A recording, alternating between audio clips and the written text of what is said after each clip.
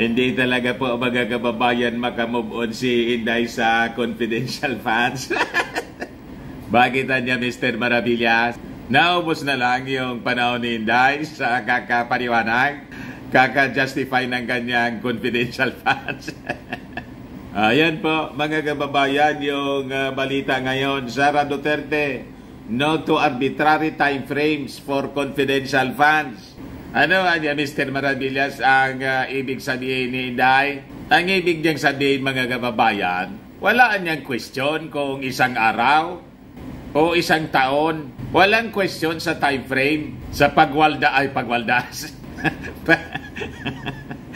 Pag gagastos ng confidential funds, di man dapat niya tinitingnan yung time frame niyan.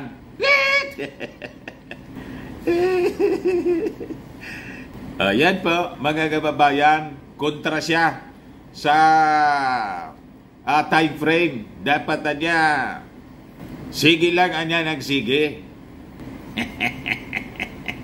Tira lang ng tira.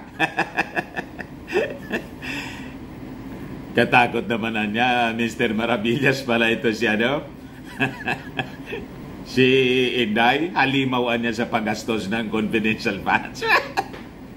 But before ko mga kababayan ibigay sa inyo yung kwentong ito, click subscribe muna dito sa ating YouTube channel and hit the notification bell para lagi po kayong updated sa mga kaganapan dito sa ating bansa. Huwag na rin po ninyo na-skip yung ating mga commercial ads para tuloy-tuloy ang paggastos ng confidential funds. Saka like and share na rin po ninyo ng ating video para marami yung makapanood po. Ayos aja Mr. Maravillas. Yan po mga kababayan, si Inday. Basahin ko dito ang gusto niyang mangyari. Sabi niya po dyan, the allocation niya nitong confidential funds must not be limited by arbitrary time frames. Kasi niya, yung safety and well-being ng mga tao should be the main priority regardless of the duration over which the confidential funds are used. So the Vice President's remarks came after some lawmakers raised concern about the Office of the Vice President's expenditures of 125 million pesos in confidential funds within 19 days in 2022, kung saan maging yung mga kaalyado niya sa Kongreso, si Estela Kimbo, na surprise. Na mali pa nga po, mga kababayan, yung balita sa mainstream. Kasi nang siya sa atin po, hindi man 19 days, 11 days.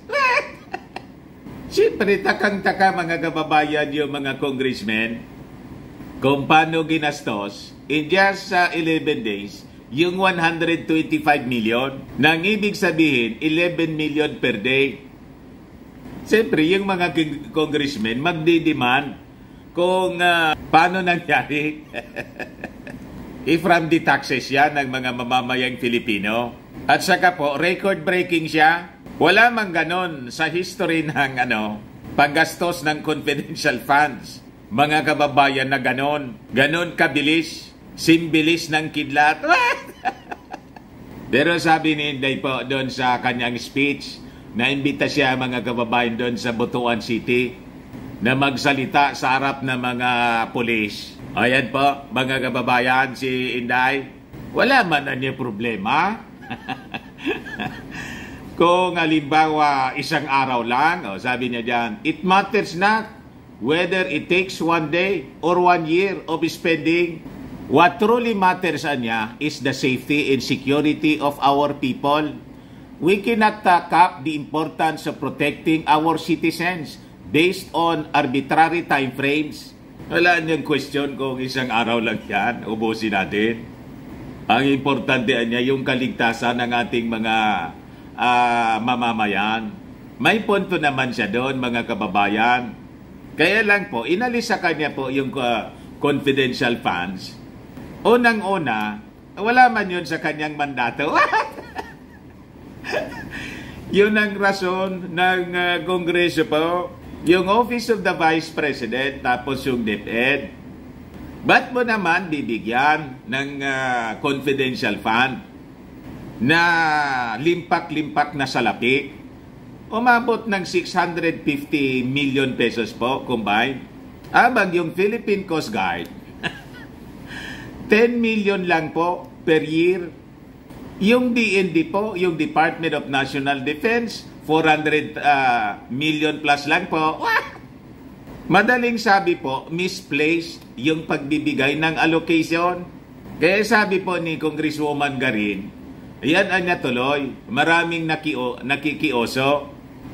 Lahat na gustong humingi ng confidential fund. Ayan pa, sabi ni Congresswoman Garin, ang daming nakioso, 28 government agencies seek confidential funds in 2024. Natangadan po si Inday. Nakioso, modelo po si Inday. Ayan po mga kababayan, sabi ni House Majority Leader and Iloilo Congresswoman Janet Garin that from 16 agencies anya noong 2012, there are now 28 agencies na humihingi ng confidential funds in the proposed 2024 national budget. What? You see? Nakiuso po kay Inday. Siyempre, sinong titingalain? Bakit niya kami? Ayaw ninyong bigyan? Si Inday niya nga, 650 million. Tapos ayos lang anyang gumastos ng 125 million in 11 days. Pagkatapos anya kami, wala. Gaya-gaya po, mga kababayan. Kaya sabi po ni Garin, ang daming nakioso at naabuso na rin. If we look at the historical data niya, the jump started in 2017. Sabi po ni Garin sa interview. Garin, Vice Chairperson of the House Committee on Appropriation, said the total confidential fund in 2016 national budget was 720 million and it increased to 2.07 billion noong 2017. At ngayon more than double na, 4.57 billion in 2020. O yan po, tumaas ang confidential fund. Pero ngayon, ang nakikita natin, tila hindi siya napunta sa mga tamang ahensya na dapat taasan. If we are talking of national security, ganon mga kababayan, ginaya si Inday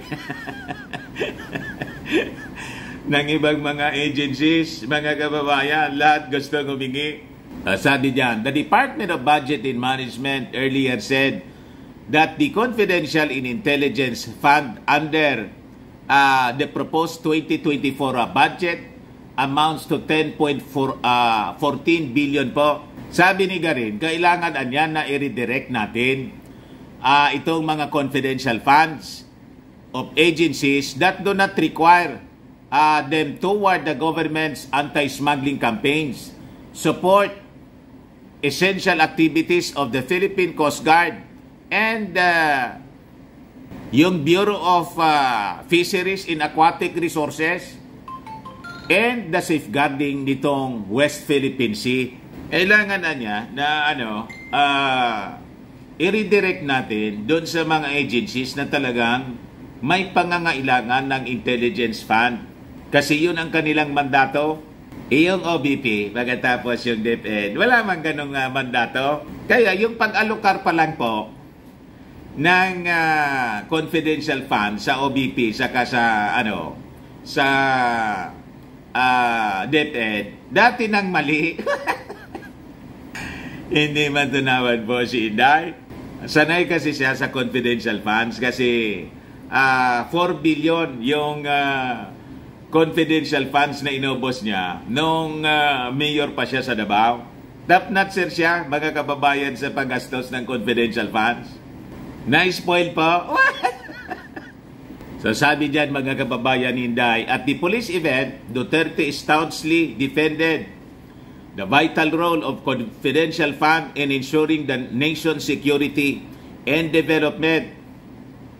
Those who attack anya or undermine the confidential funds are against peace and should be considered enemies of the nation, she warned. So sabi niya mga kababayan, kung sino anya yung kumukontra sa confidential funds ay kumukontra sa kapayapaan.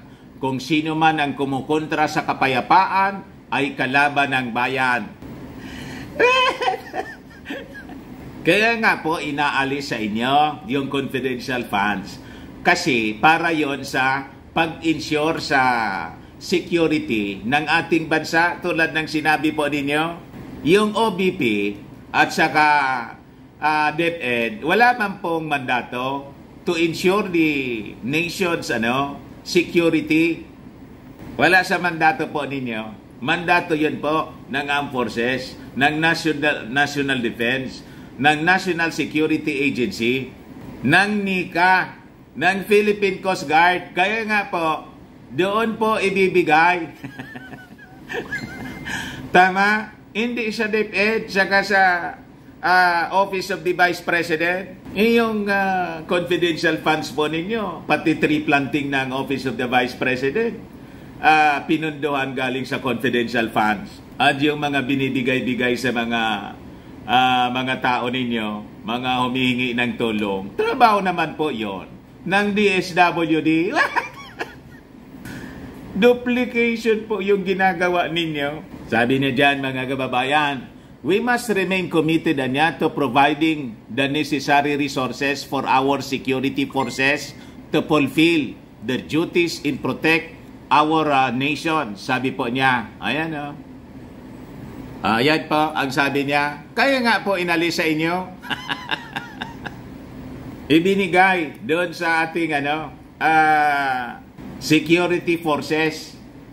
Kaya anong pinagmamaktol po ninyo? Di ba? Bakit niya Mr. Maravillas? Ano yung talagang rason ni Inday? Bakit siya galit na tinanggal yung confidential funds? Yung rason niyan mga kababayan, ganito na lang. Your guess is as good as mine. Gano'n na lang po mga kababayan. Kaya galit si Inday. Na pilayan yung mga plano. Yan kasi napakaaga pa. Masyado kasi napaaga yung politika. Imbis magtrabaho muna. Di ba? Baga lang mga kababayan, gusto ninyo itong itry. Firmax Firming and Lifting Cream, pinapahid po sa mga pulses in affected area. Mainam po sa paninigas na mga kaso-kasuan. Ito naman po, Automax Radiant Serum. Sa mukha naman yung application. Anti-aging po siya. Sa mukha naman po, ito mga kababayan, anti-aging siya. You will look 10 years younger than your age. Sa mga cancer patients naman po, ito, Nensha Red Mixed Fruit Drink. Hindi man po siya gamot, food supplement siya. Kaya lang, gawa siya mga kababayan sa goji berry. Yung goji berry may anti-cancer properties. Ayos, yung mga inquiries ninyo, dumiretso na lang kayo sa aming messenger sa Facebook para masagot namin agad. Okay po, ako po si Dante Maravillas. Bye-bye po. God bless.